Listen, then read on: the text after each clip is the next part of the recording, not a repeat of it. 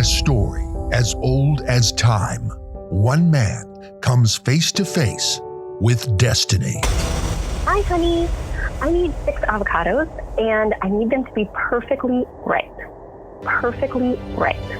Perfectly ripe. And he has just one chance to get it right. Jack, I never learned how to tell if an avocado is ripe. You can do this. I believe in you. You're a good friend, Ken. From the producers of Lady Ghostbusters and Lady James Bond comes the story of hope, This one feels ripe, I guess. struggle, It's so green. Someone stuck a thumb in it. Can anybody tell me what a ripe avocado looks like? These are rock hard, Brian. I can't make the guacamole now. and redemption. I knew you could do it. I couldn't have done it without you, Kenny. I don't want to kiss right now. Just step back, please.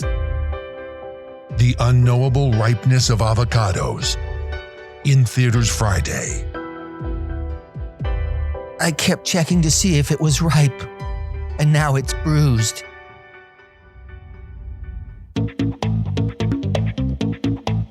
You are listening to Questionable Material with Jack Helmuth and Brian Sack. This episode, Metric makes more sense. Brian's reality shows. An interview with a quarantined cruise passenger. I would like to be the first man to land on Mars. Okay. And I would get out of the ship Mm-hmm. and I would say, this is one small step for a man or lady, Mm-hmm. Mm-hmm. one giant leap for person kind. Great. And then I would leap off the lower ladder of my spaceship Uh-huh. and I would land on the Martian surface. And then I would say something like, oh my God, I see them.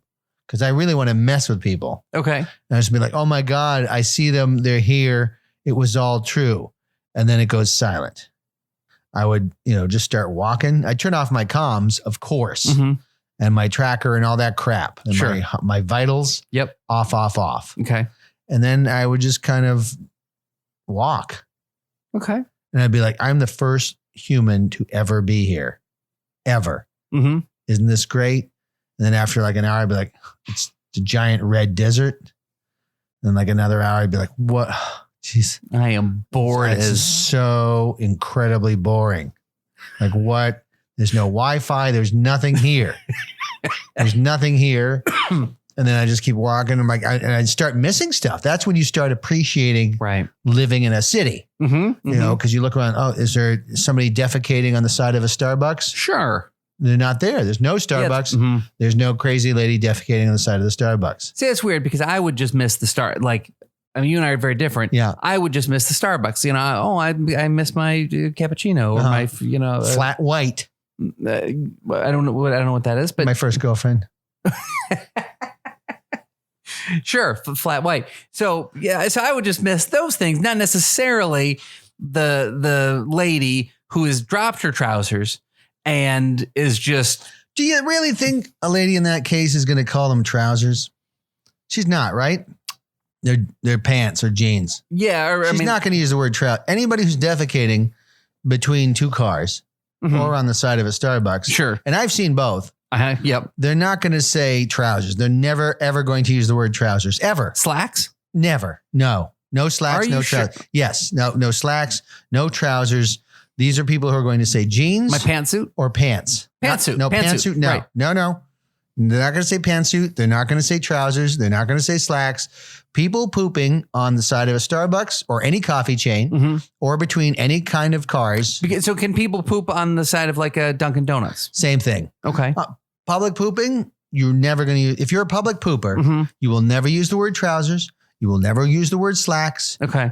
Pantaloons is not a word you're familiar with. So they're going to say, let me take my britches off. And No. Britches is not a word they're going to say. What? They're not going to say britches. You know a lot about this stuff. I know a lot of pant words. Mm-hmm. And I know the ones that people crapping in public are not going to use. This is something you can study. Mm-hmm. There are courses at the New School in Manhattan that you can take on words that Really? people who poop in public use. That's a full course on this It's very accredited subject? Yeah, It's accredited? Yeah, of course. Yeah. It's in the humanities department. Mm-hmm. And so you're not going to use any of those terms. You're going to say jeans or pants. Okay. That's it. I mean, because they're generally wearing what? They're wearing like a hefty bag. The last incident, which was on the side of a Starbucks, I don't remember what she was wearing because my first concern was getting my son to not look in that direction. Mm-hmm. How when a person is defecating on a coffee establishment, how do you distract a 12-year-old boy from that?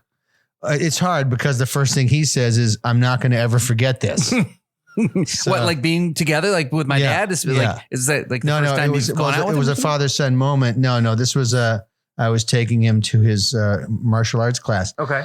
This was him looking over and seeing a lady doing her business on the side of a Starbucks. Uh-huh. And saying, that's something I'm not going to forget. Well, but then how do you distract him? I kind of tried to place myself between the two, between the poopy and the pooper. Uh-huh. And just kind of do a little. Between the poopy and the pooper, you're saying your son is one of those two things. Like he's being pooped on? I guess technically the Starbucks was the poopy. Yes. You're right. You've corrected me properly. Yes, the Starbucks was the poopy. The pooper was the crazy lady. I guess my son was the witness, unfortunate. Yeah. Yeah. So I tried to block the witness from seeing the poopy and the pooper. Okay. You failed. Well, because he keeps talking about it.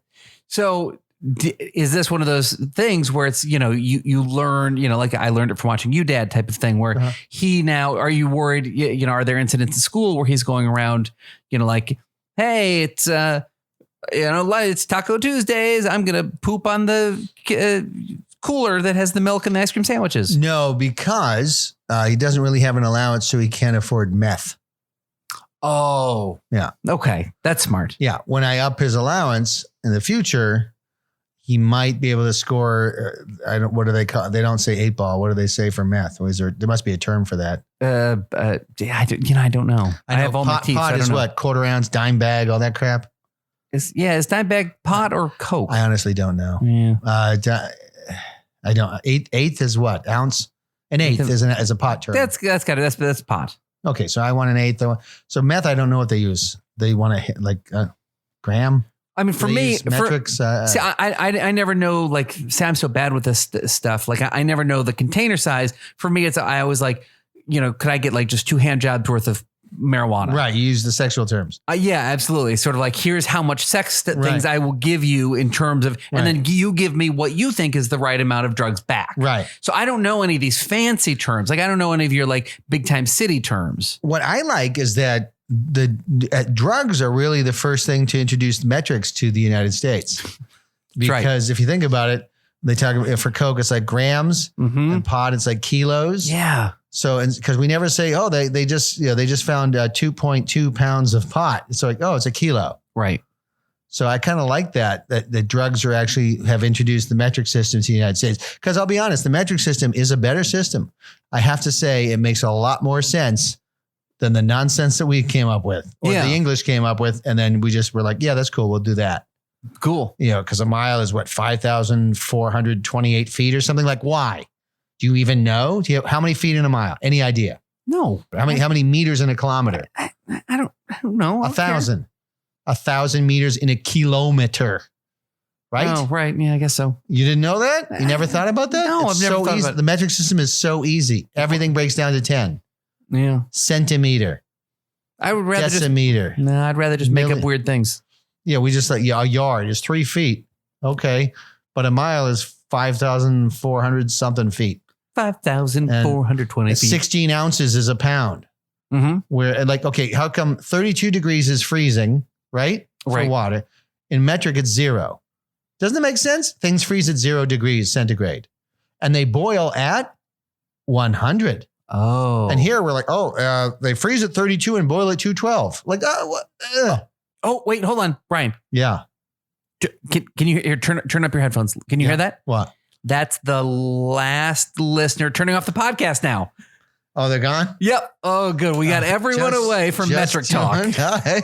So good job. So now it's just the two of us. Now we can really share. All right. Now that we don't have the burden of people listening into our private conversation. All right. Would you like to talk about like spelling, punctuation? All the winners. Yeah. What else would you like to talk about? The winners. Like we could talk about like differences in like in arrowheads. Sure. You know, if you want to collect arrowheads, like Indian sites. Never done. Yeah. Never done. Neat. That's really nifty stuff, Brian. All right. Swell. I get it. Mm-hmm. Moving on. Oh, darn it. Oh, if you insist. So, Brian. Yes, Jack. Why are you talking to me? Well, because I wanted to talk to you about something that I know is very dear to your heart. What is that? Love? What? No. That's stupid. Bitcoin? No, it's something else that you love. What do I love? Well, your reality TV shows, Brian. I cannot get enough of reality television. I love it. I know. What's more real than having cameras pointed at you all the time? Don't you behave totally normally when there are cameras pointed at you? Absolutely. And especially then when producers come over and tell me to like try to feel something different. Right. But to really feel something different and to maybe say different lines to the person and to. Or when the editors go, hey, why don't you use the shot where she rolls her eyes, but put it over here so it looks like she's angry at him. Yes. Create conflict, drive the story forward. Reality. Yeah. Yeah, you get it. Yeah. And so I think it's your expertise in reality TV, which has made you come up with all of your reality TV show pitches. That's right. So I was wondering, I was rifling through your desk the other day. Sure. And I found your notebook, your idea book is what you call it. Oh my God, my idea book. Your idea book with all of your reality show pitches. Yes. And I know you've pitched a lot of these to a lot of the networks and production companies and whatnot. USA, A&E, TBS, BET, NBC, CBD, KKK. No, I don't know. I'm right out. It's a shame that you just can remember initials, but and have no recollection of what they mean. HIV network. No, why? That's not. I know that's not a network. BBC. I mean, look. Yes, that's one. So, so I have all of your reality shows. So, and I wrote down all the names of some of the reality shows that you've pitched. Of course. I was wondering if you could, give us the pitch for the shows that I'm going to tell you about. With pleasure. Awesome. So, the first one that I saw is called Pimp My Bride. Pimp My Bride. Yeah. So, sort of, I guess you were doing a play on the Pimp My Ride. Yes. So, but this is Pimp My Bride. Pimp My Bride. So, that sounds like what is that reality show about? Well, I mean, you make that face. Pimp My Bride is a show where we take couples who are about to be married or who just got married. Okay. Because they're right around the bride zone. In the bride zone. Because the bride zone is right before you get married and shortly afterwards. Yep. My wife is no longer a bride. No, she's We've not. been married too long. Yeah. But if she's just unhappy. She's just unhappy. So you're in that 6 months to 6 months before getting married. Yeah. And maybe, 4 months after getting married. Sure. There's like a 10-month bride zone. Yep. That's what I call it. The bride zone. Yeah. So Pimp My Bride. We target them. We go to the husband and we say, would you like to make a lot of money? And he goes, sure. How? Who wouldn't? Yeah. How? Yeah. How? I say, well, this woman you love. Yep. Sell her for sex to random strangers and we will give you a lot of money. Okay. And you would be surprised at the number of loving husbands who say, hell yeah, to that arrangement. We were surprised. I expected to be punched in the face. Sure. Kicked in the belly. Yep. Told to get out. Yep. Sworn at. Threatened with lawsuits. None of that happened. One guy said, I don't know. That's the worst I got. Oh my God. That's the worst I got. No kidding. I don't know. That's the So the show is basically we have a camera crew. We have 3 cameras. We have Brent, Evan, and Dean, and they just follow the bride. So we have to, the husband will take her to a highway, underpass, or outside of a 7-Eleven in the suburbs, or we do different locations. Okay, and she wears her. This is the part I love. She wears her original wedding gown. That's what I like. That's what you love. It's a callback to the wedding. Yeah. That kind of stuff. That's good for like the poster. Cause you like in TV, you always sort of have to be thinking about the poster for like, yeah. So like in the poster we have, so the husband's in the front and he's got like the shrugging thing. Like he's, he's kind of doing this like shrugging gesture. And then you see her in the back in this tattered wedding dress. And there's like usually like 3 or 4 guys pawing at her. Okay. And, and we're very diverse. We like to cover the whole spectrum. So, that's important these days. We have one of each, pulling at her dress. And, she's just kind of looking at with this expression of like, what is going on? And of course, he in the front, he's holding a wad of like $300. And we just follow their exploits. And the exploits are fairly simple. Pick up the 7-Eleven. It's a car service. So they go around, they drive to a dark alley. It's a little logistically, it's hard to shoot in the dark. Well, I would assume the dress would stand. I would assume that's where the dress helps, being it's giant a bright white dress. Yeah, it reflects the light. So we have minimum of light because we're trying to keep it real. Right. But the dress does reflect light. And so we just kind of get, we film in the back and it's fun. And then we do the after, afterwards. So the heart of the show is just some guy's wife getting the business. Right. And that's like 2 acts of the show is just her getting pounded in a car. Well, there's the lead up. No. So there are 3 acts. First act is it's like, I met Billy Joe, when I was at a concert and we hit it off. We started talking. She loved my sense of humor. I loved her. I thought she was real cute. Yeah. She had a tattoo of the Grateful Dead on her ankle. I love her. Yeah. Blah, blah, blah. Yep. We hit it off. And, then we got, married, and then we'll use home video from the wedding, stuff like that. The audience is really falling in love with the couple. Yeah. They're like, oh, they're a cute couple, blah, blah, blah. And then it's like, and then we do this little wipe. It's like, Pimp My Bride. That's like a little thing. And then it cuts to like standing in front of a 7-Eleven. She's in the wedding dress and he's just kind of standing there. And a lot of these guys are very uncomfortable at first with selling their wives to strangers. But you'd be surprised how quickly they grow into being, good at it. And how does the selling process work? I mean, like if you're, some guy's just going in for like, he's just getting a Slurpee and some hush puppies. He'll just stand there. Sometimes people know what they want. And like, they'll just pull up and be like, they'll be like, are you the middleman? The middleman for the lady in the wedding dress. Yeah. He'll be like, yeah. Like, what is it? How much? What do you want? That kind of thing. And that's the fun thing. There's a lot of comedy in watching, the husband's expression when the patron or the John, as they call it in the vernacular, says what he wants. And then you're watching the husband like, oh my God, you want to do that? And then like he's calculating in his head and the camera kind of closes in on his face as he's calculating what, that's $80. I don't know, 90, 100, 120. Oh my God. And that's where the comedy come from, as you said. I find it very funny. As he turns out his wife, I mean, is it emotional at all for him? Oh yeah, for them, a lot of times it's very kind of devastating. Almost, you can see them, tortured and breaking because they need the money so badly. Maybe they have incredible healthcare bills or something. We target people in need. So we just watch them. You watch the heartbreak and the dilemma and that kind of stuff. And like, you're really going to do that to this woman I love. 2 of the cameras will follow the wife off into the alleyway, and then the 3rd camera always stays with the husband.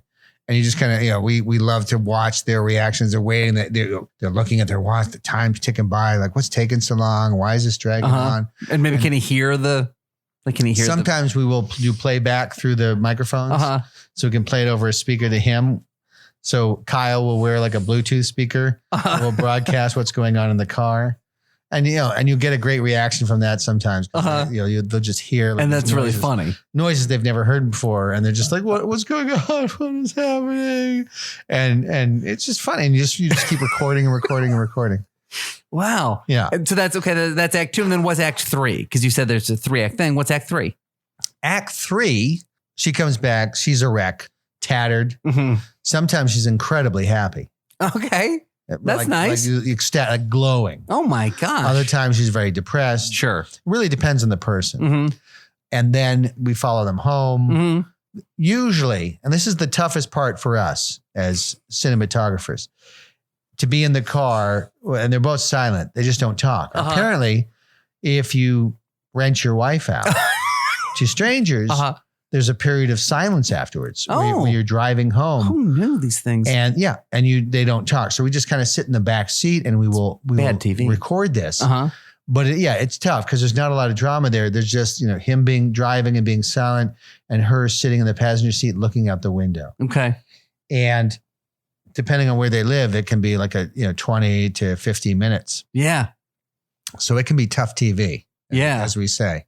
And then you follow them home and get home. More often than not, the husband insists that she takes a shower. Okay. Which we're fine with. Oh, good. We will not, we don't interfere with that. Okay. Eventually the husband will be like, so what happened? Okay. Oh, no. That kind of stuff. And then it's really up to her to drive the story. Okay. And let us know what happened. Okay. So are the women ever, I know this isn't an Act 3 thing, but are the women ever surprised? Like, oh, I didn't know you had pimped me out. Yeah. Yeah. There was one had thought that it was her brother-in-law and that they were going to go to buy a birthday cake. Oh. So she was totally taken by surprise. I bet. That ended super ugly. Okay. And how did it end? It's still in litigation. Okay. So it hasn't officially ended. So she was told, get in your wedding dress. We're going to get a birthday cake for my brother-in-law. Yeah. That's classic. And then she's like, that doesn't look like your brother-in-law. He's like, just get in, just do it, just get in. Okay. And then she came back and was like, your brother-in-law is disgusting. So that was one. So that was that was probably the most unfortunate one. Yeah. Okay. Wow. Yep. Well, okay. So Pimp, and remind me what network you pitched that to? HPV. I don't think that's a network. Is it? I think so. Okay. It? Well, I mean, it's definitely associated with. I mean, I can see you pitching that to HPV. I think it's HPV, but I couldn't tell you. I'd have to look back in my notes. Mm-hmm. Oh, and here's one. You said, I guess sort of based on another show, but you pitched RuPaul's Relay Race. I mean, obviously, RuPaul's Drag Race is one of the most successful reality shows out there. But is it? Yeah. Oh. So okay. RuPaul's Drag Race, right? Massively, right? A successful show. Yeah, RuPaul's Relay Race is really, we said, okay, drag queens are funny, right? They're entertaining. Oh yeah, yep. They amuse us. Big personalities. They amuse us to no end. Yeah, I'm not sure. Are we laughing at them or are we? No. Oh, good. A guy dressed up as a lady is really funny. Okay. But we're not laughing at them. We're laughing with them. Okay. And then we're laughing with them as they run a relay race. Uh-huh. But, they have to wear high heels. Mm-hmm. And a lot of times when you have like a 6'5" guy in high heels, the comedy kind of creates itself. Mm-hmm. So they run relay races, and it's an 800 meter track, and they run around and they have to pass a baton. But of course, it's not really a baton. Mm-hmm. What is it? It's a Bolivian shock stick. What? A Bolivian shock stick. Yeah, yes. Remind me again what that is. So a Bolivian shock stick is a stick, obviously. But inside, it's got a metal core. Okay. And at random intervals, it'll elicit a gigantic 640 volt shock. Okay. It's brief, but it's violent. And it constricts all your muscles in your body. Uh-huh.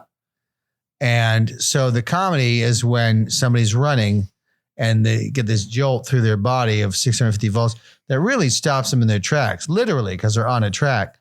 And of course, them being 6'5" men in high heels, they trip, they fall, they soil themselves, they do various things, and then they have to get back up and keep running. Mm-hmm. The shock stick, you never really know when it's going to shock you, and that's the trick of Bolivian shock sticks, and that's what they're known for. Okay, they don't really have any imports or exports; they just do a Bolivian shock stick. That's all Bolivia has going. That's pretty much. That's why their economy is kind of hurting. Right. Well, I bet not if you can sell this show, I would imagine. That's the thing. I'm trying to help Bolivia. Yeah. Is that why you did this? Yes. Oh, okay. Yeah, no, this is totally noble. This is like virtuous. Uh-huh. Like I'm doing this because I want to help Bolivians. Okay. They produce shock sticks and I want to help them sell them. That's really awesome. Yeah. Well, good luck with RuPaul's Relay Race. Yeah, thank you. I'm really hoping that's going to get taken up. Yeah, I'm sure. Well, it sounds funny. It is. And I know that's what you're so excited. Here's a reality show that I wanted to ask you about that you had lots of stars next to this one. So I guess you must have been really excited about it. It was called The Great Saudi Arabian Baking Show. Yes. The Great Saudi Arabia Baking Show. Yeah. So that's so interesting. Yep. I mean, cooking and baking shows are so popular. Yes. So it's a baking show and you have 7 Saudi women participating. Obviously, they have to be in the full niqab, as they call it in the women oppression business. And so they're covered head to toe. They can look out through the tiny slit. Okay. In the niqab. And they bake. So what happens at the beginning of the show, they say, okay, today you're going to have to make Toll House cookies. Oh, fun. Okay. They have 1 hour to complete it and produce the cookies. And then there's a judge sitting on a throne. It's a man, of course, Saudi prince who gets $120,000 a year for living. Okay. And so he's sitting there on a throne and they all prepare their dishes and they're all sitting there. Every dish is on a tray and they walk up and they're very respectful and present their cookies. And he takes a bite of the cookies, each one by one. And between each one, of course, he washes his mouth with tea because God forbid you have alcohol. Absolutely. And then he comes to his decision. He stands up before them. He says, "You're all beneath me, but the least beneath me is," and he'll point to one. Oh. And she will jump up and throw her hands up in the air because she's excited. But the great thing is, because they're all completely covered, you have no idea who's won. Oh, interesting. So in essence, everyone's won, haven't we? Yeah. Because we don't know which one the winner is. We can vaguely determine height, but we have no other reference to go by. Right. So everyone watching on the show can. I think that's Barbara. I think that's from Saudi Arabia. Yeah. Yeah. I think that's Barbara. No, that's Maggie. I don't know. But at the end, everybody thinks that their favorite cook won. So they're all happy. It's fan service. They leave the show. Yeah. It's great. Oh, that's really interesting. Yeah. What happens to the losers of the Great Saudi Arabian Baking Show? The winner gets to leave the house on her own recognizance for 1 day. No way. That's huge. And she can drive a car for 3 weeks. Wow. Yeah. And what about the losers? They get flogged. Wow. Yeah. That's okay. But not much. Now, yeah. A little. Yeah. A little. Yeah. Just a little. Yeah. Yeah. Audiences like steaks, I think. Yeah. And that's. Yeah. Okay. That makes sense. Yeah. Well, good luck with that. Yeah. Thank you. So, this is very exciting. Would you mind telling me about the masked swinger? The masked swinger, sure. So swinging is when a married couple says, okay, well, we're going to just kind of have flings with other people. Okay. So it's an arrangement that people have. Sure. But I thought, wouldn't it be funny if you didn't know who you were swinging with? So it could be, the man or woman is masked and you get paired up with them. Okay. And then at the peak, like in the middle of the climactic moment, they rip off the mask. The mask swinger rips off the mask and reveals themselves. So in the pilot episode, we have Lena Dunham. Oh my, those celebrities. Yeah. No, okay. I really went all out. Holy cow. Yeah. We spent like $800-900. And so we got this couple. It was Brad and Jessica, young couple. They're 28, recently married, but they're in the swinger lifestyle. They're big in the swinger lifestyle. So we do a little interview with them. Okay. In the swinger lifestyle, we love each other very much, but we like to be sexually adventurous, blah, blah, blah. Nothing wrong with that. Yeah. I'm not going to judge. So we follow them. They go to a club in Atlantic City. And, they're talking to people and this person comes up in the mask and it's just like, hey, how are you? Hey. Oh, so it's like you don't know who it is. Yeah, you don't know who the voice is obscured, but that's a very masked singer move. Yeah, and they're just kind of like, and they just start talking there, and then they wind up, they kind of hang out, they have drinks together, but all the time wearing the mask. Okay, and they bring her back, and then the husband and everybody's there, they're doing their thing, and in the middle of it, she rips off her mask like it's me. And what happened? He strangled her. Which is not what we expected. No, I imagine you can't show most of that. At least. But the episode pretty much ends there. Okay. For legal reasons, obviously. Obviously. It was probably the roughest shoot I've ever been on. It was tough. Yeah. No, I mean, do you ever have these situations where it's like, you're swinging and like you take a lady home to join your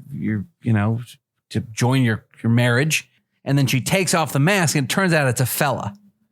Mm-hmm. You ever have those moments on the show? No. No, we screened for peonies.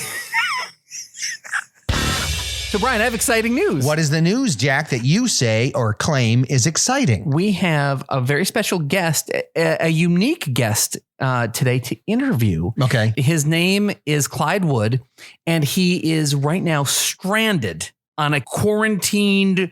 I think read about that. Yes, I think it's like it's near Japan. It's off the coast of Japan. Absolutely. Okay. So right now he's phoning in. Okay. To talk about what life is, what's going on the cruise ship. I mean, so this is sort of like that's kind of major cool. headline that we get to talk to this guy on a cruise ship. That's kind of terrifying. Good. I'm glad he's not close. I'm glad he's not close as well. So let's get right to it. You want to talk to him? I would love to. Great. Except what's up? I need to go to South Carolina, Jack. What?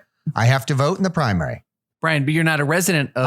I know. And you're also not a registered Democrat. I know. I'm an independent, Jack. I know. So what? You can't go to South Carolina today on... I have a podcast, okay? Not a lot of people can say that. And that opens doors for you. When you have a podcast, you can get things done that normal people, we call them the civvies. Yeah. The civvies can't do. So I'm going to get on a plane to South Carolina for free because Delta flies podcasters for no dollars. I did not know that. Absolutely free. What? I don't even have to take off my shoes. Really? I can carry 800 milliliters of anything I want. Really? What about explosives? Explosives are fine as long as you promise not to use them during the flight. That's remarkable. I know. This podcasting thing was really starting to pay off. Yeah. Does it work with ladies? Podcasting? Yeah. Sure. I was walking down the street, minding my own business. Okay. And I saw this woman and she looked at me. She kind of looked at me and she had this knowing glance and she said, "Excuse me." Because I walked into her. Oh, wow. But I know that she deliberately got in my way because she recognized me from the podcast. She recognized your not talking face on the streets of New York City. Yes. And thought this face must be the originator of the voice that I occasionally hear on that comedy podcast. Yes. That's awesome. And knowing that, she kind of got in my way and I wasn't really paying attention because I get distracted. Yep. I walked into her and she said, "Excuse me." And I looked at her knowingly and I said, "Thanks for listening." Wow. Yeah. Neat. Yeah. That's like a he too moment. And then she looked at me again. And I think she was just a little stunned because to be in the presence of podcasting celebrity is weird for a lot of people. A lot of people don't know how to handle that. And then as she walked away, I just said, "Don't forget to review me." Oh, wow. Was there a final moment on her end after you said that? No. She just sped up. I think, she was just too excited. That's really Probably wanted to run home and tell the family, "Do you know who I ran into?" Oh, that's awesome. I love this because I've never had a girl on the street look at me before. Yeah. Well, I can understand. Yeah. What does that mean? Nothing. Obviously, I think it's so this guy's on a boat. Yeah. Oh, yeah. Sorry. Yeah. So this guy's on the boat, but I totally understand. A lot of times I'm mad at you. Yeah. But you know what? Yeah, you're a podcast star. You go do what you got to do, brother. I need to get down there and I want to vote in the primary. I'll interview the guy. Don't worry about it. Okay. Really? Yeah. It makes sense. Everything you just said makes sense. Good luck. All right. Well, travel safe. Thank you. Yep. Don't forget to pack your explosives. I will do. Okay. Any advice for me? Yes. What? Ask a lot of questions. Oh, hold on. Let me. Okay. I wrote the note down. All right. Bye-bye. Thanks, Brian. Bye, Jack. Wow. Yeah, it's really good for all of us. Okay, well, while Brian's not here, which is no big deal, I am very excited to talk to Clyde Wood. He's somewhere in the seas off of Japan, or maybe he's quarantined in a port. I'm not sure. We're going to find out.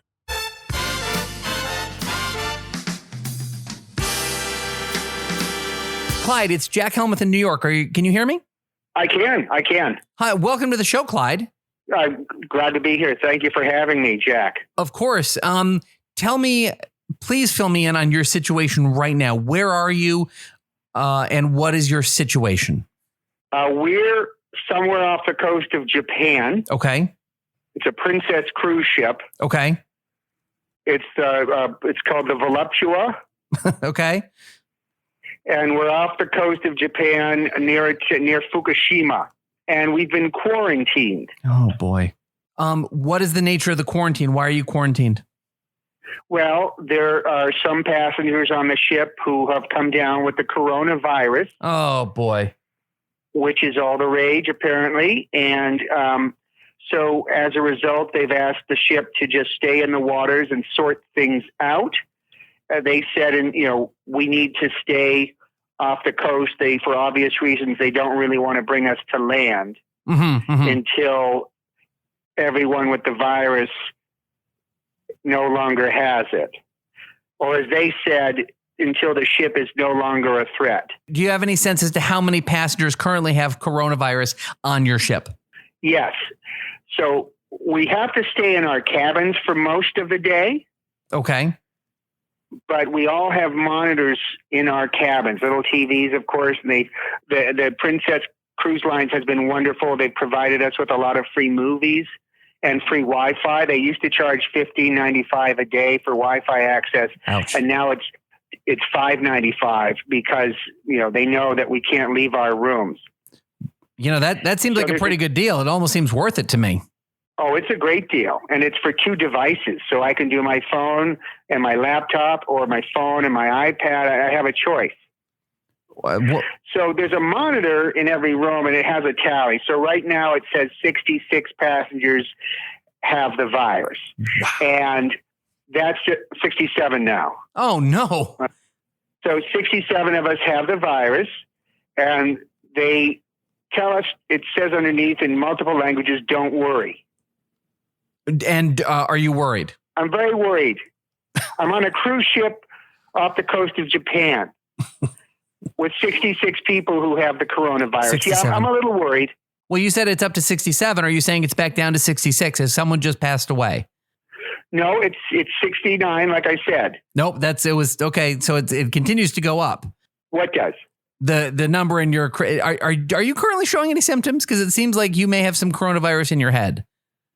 Well, that's the fun thing about this virus. It doesn't really show symptoms for a long period of time. So you could be contagious and not know it for a week or more. Well, that is fun. Isn't that funny? Yeah, it really is. That's it's like a big funny mystery. It's like a episode of Scooby-Doo. Yeah. Is it possible this is just something from like a buffet? Well, they had a triage initially, and they interviewed everybody, and they could really tell the difference between people who got a foodborne illness, as they call it in the cruise ship industry, or people who are coming down with coronavirus. Okay. And a lot of it comes down to it being a respiratory ailment. Mm-hmm. Foodborne illness is a lot of people nauseous, and coronavirus is a lot of people with respiratory illness and then death. Oh, I see the difference. That's a funny differentiation. Yes. Well, so are you okay? So 64. you're 64. Oh, how many now? 64. Wow, that's great. Either people are getting cured quickly or dying quickly. Which do you think it is? Yeah, you know what? They don't really say. Tell me specifically about your health and the health of any family members you might have or lovers that you may be with.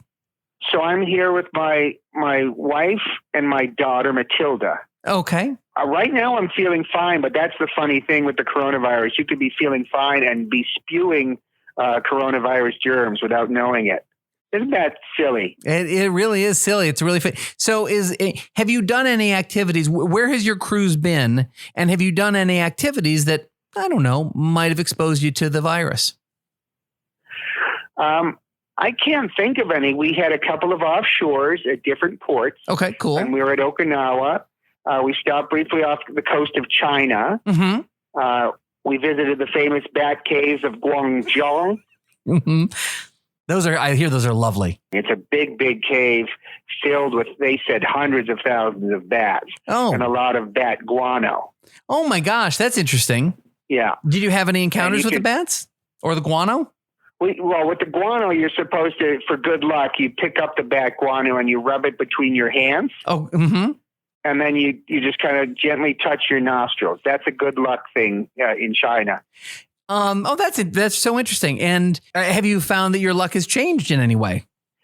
Well, we only paid for a 2-week cruise, and it looks like we're going to be here for a month. So in a way, we've got it 50% off. So the guano you think is really working? I would say, as far as good luck charms goes, absolutely. The only downside is that the food seems to be dwindling.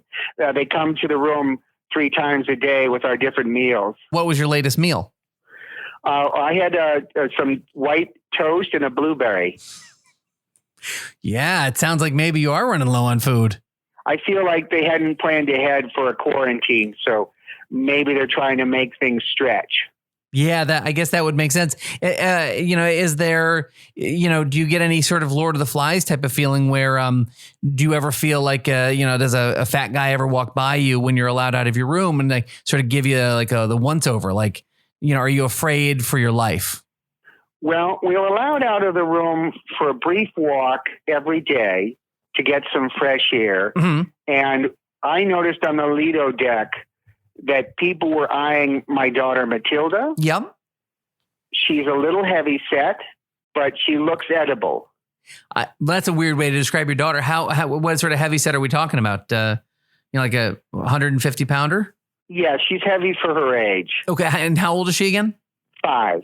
Okay. And she's about 150? Give or take. Okay. Yeah. You might want to take some of that and stop giving her food. Well, that's becoming an issue now, isn't it? I bet it is. And maybe this is maybe all that guano is really paying off. This could be a lucky break for her long-term health. I mean, assuming she doesn't die of coronavirus. Exactly. That's why we tell her to hold her breath when she's walking around. Okay. That can't be a lot of fun. It really isn't. She looks like a blueberry. Do you think maybe that's just, are you having hallucinations because of the one blueberry you were given to eat last night? You mean with the like toast? Yeah. Yeah, but it was a big enough blueberry. Well, that's interesting. How big was the blueberry? It was just a child-sized blueberry. It was it was enough for me. Mm-hmm. Mm-hmm. And I after dinner I felt sated. And if you've ever wrestled with a blueberry, I got to tell you, it's really an adventure. I don't know how Japanese blueberries haven't made it to the U.S. They're really a struggle. Oh, that's interesting. Tell us about the process of eating what you call a Japanese blueberry. Well, I heard a knock on the door, and I opened it, mm-hmm. and there was a piece of white toast and a blueberry. And the blueberry said, "Hi, Daddy." And I brought them into the room, and then I ate them. Okay. Did the piece of white toast struggle or say anything? Like honey, stop it or anything like that? Yes. The white toast was like, "What are you doing? What are you doing? Stop it. Stop it. Help. Mm-hmm, like mm-hmm. Toast talk. Toast talk. Yeah. That's so interesting. I was wondering, as much fun as I'm having talking to you, Clyde, would you mind if you just put your daughter or wife on the line? I'd love to ask them some questions about their experience. They are not currently here. I believe they went for their stroll. They've been gone a bit. Huh. They're pushing the limits of the curfew, if you ask me. Yeah. Yeah, I definitely would. I would at least play with the idea that you possibly ate your wife and your 150-pound 5-year-old daughter, Matilda. Oh, boy. Coronavirus, Well, hey, I mean, you live and you learn. You live and you learn. So back to the guano. About how much guano did you put on your body? Just like a little bit, you said, like under your nose or around your eyes? I mean, how much bad excrement would you... Mm-hmm. The tour guide just told us to take a little bit of it and do a little war paint kind of thing on the cheeks and under the nostrils. Okay. It's something they've done for thousands of years. Okay. Sure. And I did a little thing where you rub it around your gums, like it was cocaine. And that's for good luck? So they say. Okay. And who is your tour guide? Hong. Uh-huh. And he's a registered, accredited tour guide? You know, you get what you get for 21. For $21? No, won. What? I'm sorry. What's won? I think it's their currency. Okay, that sounds like it sounds like an adventurous excursion. I'm definitely going to try the Princess Cruise Line with my family because they're still alive. I'm sorry, that was too soon. I regret saying that. I'm sorry. Tell us about some of you said you had multiple excursions during the cruise. So the cruise took us originally along the coast of China, and we saw a lot of the different towns there. Okay, cool. It was Penghua, Hongqiu, Qinggong, and Qingao. Okay. And, you know, we are adventurous as a family of travelers. And so we would get off the ship whenever possible and visit the local things. In Xinghua, there was the traditional chicken kissing contest. So we did that, and that was a lot of fun. Oh, that's interesting. How did your family do? We came in first place, actually. Wow. Yeah, they gave us, and you get a necklace of dried birds. No kidding. That's a great prize. Yes. First prize is a necklace of dried birds. And then second prize is frog glands. just frog glands. Yes. Wow. Congratulations. That's really hitting the Chinese lottery. Yeah.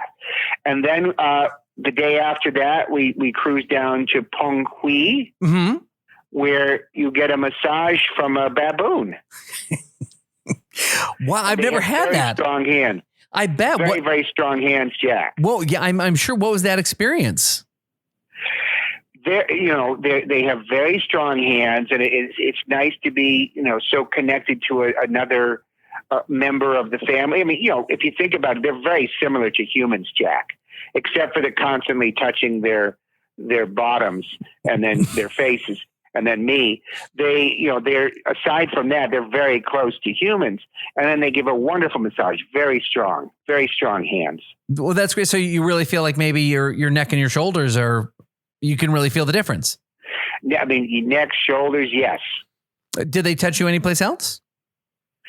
They like to check your mouth. Mm-hmm. Oh, that's interesting. They find it fascinating. They just kind of like to look in it and prod it.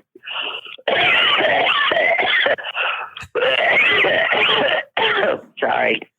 You okay? Pardon me, Jack. I just had a little cough. Allergies, you think, or what's that? Probably. There's probably a lot likely. of pollen in the ocean if you think about it. Seaweed could have a lot of pollen. Yeah. Okay. I'll look that up. I'll get back to you on that.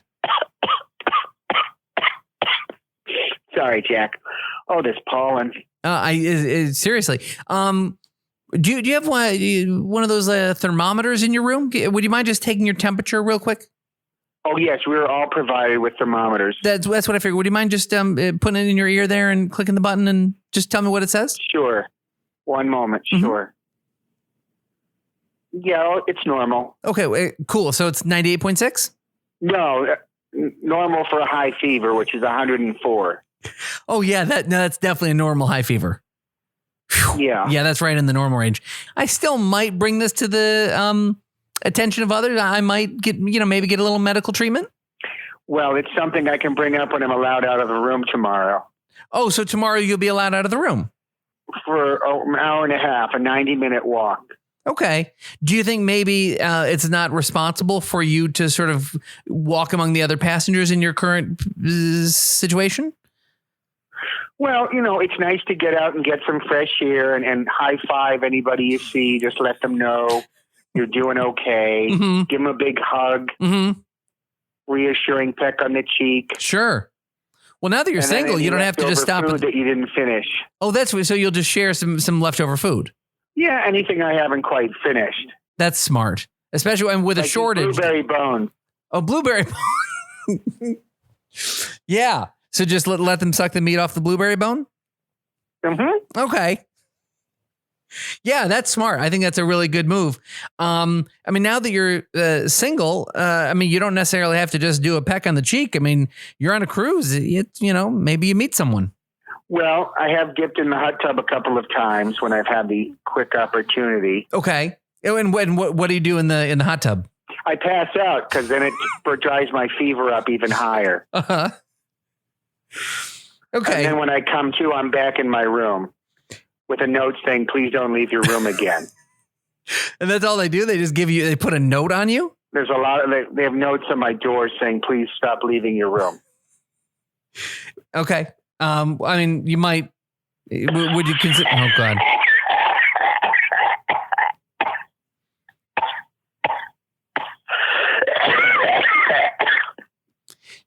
Are you, is it a productive cough? Are you bringing up anything, Clyde? No, nothing. Just, it looks like blueberry. Blueberry juice. So when you hit Japan, do you have any plans? I'm going to go on another cruise. So you're going to go, you're going to go right on another cruise. Yeah, we got a coupon from the Princess line. They've been great. And it's for 30% off the next voyage. Oh, that's cool. Uh-oh, Clyde? So hot, and sweaty. Clyde. Wow, that was really neat, everybody. I hope you enjoyed our show today.